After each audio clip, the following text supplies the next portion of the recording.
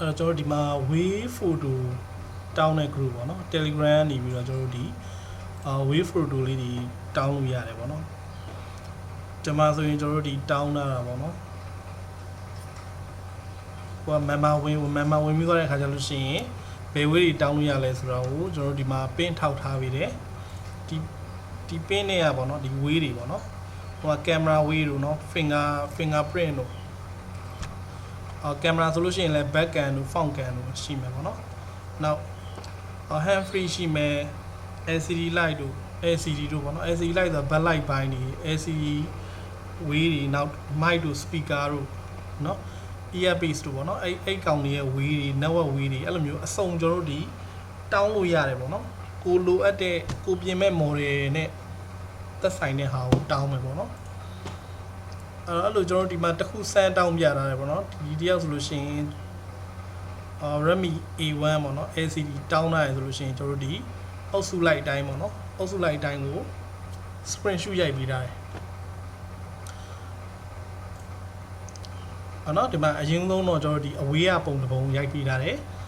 ပြီးတော့လို့ရှိရင်ကျွန်တော်ဒီအနီးကပ် socket နေရာကပင်တွေကိုရိုက်ပေးထားတယ်ပေါ့နော်အဝေးရပုံမှာကျွန်တော်ဒီအောက်က color လေးတွေကြည့်လို့ရအောင်ပေါ့နော်လမ်းကြောင်းရဲ့နာမည် color လေးတွေကြည့်လို့ရအောင်ဒီလမ်းကြောင်းနာမည်လေးတွေဖော်ပြပေးထားတယ်အဲ့ဒီ color လေးတွေသတိထားပြီးတော့ကျွန်တော်ဒီတိုက်ပြီးတော့ဝေးလမ်းကြောင်းကိုကြည့်ရအောင်ပေါ့နော်ဒီတိုင်းကျွန်တော်ကြည့်လိုက်လို့ရှိရင်တော့တချို့ဟာတွေကစာမပါတာရှိတယ်ပေါ့နော်အဲ့ခါမျိုးကြာကျွန်တော်ဒီ color လေးတွေနဲ့လိုက်ပြီးတော့ပြန်ကြည့်ပေးရအောင်နော်ဟိုမှာ BBH PWR ဆိုလို့ရှိရင်အနီရောင်ဖြော့လေးနဲ့ပြထားရဲဆိုလို့ရှိရင်ကျွန်တော်ဒီအနီရောင်နဲ့ပတ်သက်တဲ့ဟာကိုပြန်ပြီးတော့သွားကြည့်ရအောင်ဒီမှာပေါ့နော် BBH PWR ဆိုပြီးတော့ပြထားပေးတယ်ဒါအနီရောင်ရင့်ပေါ့နော်အဲ့တော့လမ်းကြောင်းလေးတွေကိုကျွန်တော်ဒီအနီးကပ်အနေနဲ့ပြထားပေးပါတယ်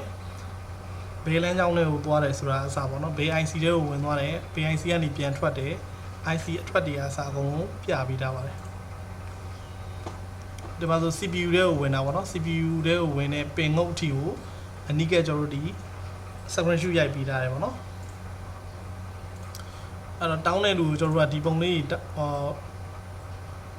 တွေပို့ပေးတယ်ပေါ့နော် Telegram နေပို့ပေးတယ်တစ်ဖက်ကရင်ကျွန်တော်တို့ဒီ right click ထောက်ပြီးတော့ save as နဲ့ကျွန်တော်တို့ဒီ download ပြန်ဆွဲလို့ရတယ်နော်ဆက်ထဲပြန်သိမ်းထားလို့ရတယ်ပေါ့နော်ဖုန်းမှာဆိုလဲ save ပြန်လုပ်လို့ရတယ်ပေါ့နော်ဒီကောင်ကတော့ဒါ Borneo ပေါ့နော် Borneo ကနေကျွန်တော်တို့ကပြန်ပြီးတော့ပေးရတာပေါ့နော်Realme ဆိုလို့ရှိရင် Realme ပေါ့နော်ဖုန်း model တွေလိုက်ပေါ့နော်ကိုကပြန်ရှာပေးရတာပေါ့နော်အဲ့တော့ way ပုံတွေကတော့များတယ်အကုန်လုံးတော့မတင်ပေးနိုင်တဲ့ကြောင့်ကျွန်တော်တို့ဒီလိုအပ်တာလောက်ပေါ့နော်တောင်းတဲ့ model လောက်ကိုကျွန်တော်တို့ပြန်တင်ပေးမယ်အဲ့ဒီသဘောပေါ့နော်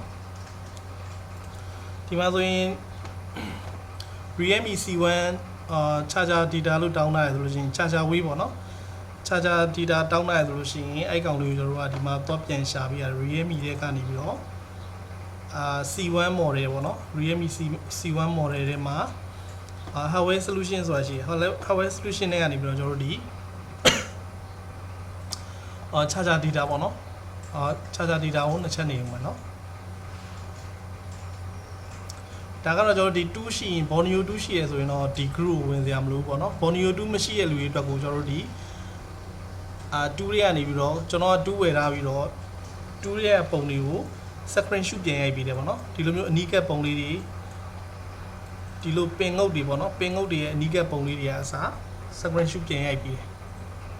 ဟုတ်နော်ရိုက်ပြီးတော့ကျွန်တော်ခုနကပြောတဲ့ Telegram group ကနေပြီးတော့ပြန်ပို့ပေးပါတယ်နော်ပြန်ပို့တဲ့ခါကျရင်လည်းကျွန်တော်ဒီ PV ဆိုလို့ရှိရင်လည်း dance ဆိုတဲ့စာသားလေးပြလိုက်မယ်နော် dance ဆိုတဲ့စာသားလေးရေးပြီးတော့ကျွန်တော်အကြောင်းပြန်ပေးပါတယ်နော်ဒီမှာဆို in out ပို့တွေပေါ့နော် in out ပို့တွေကအစားအကုန်လုံးတောင်းလို့ရပါတယ်နော်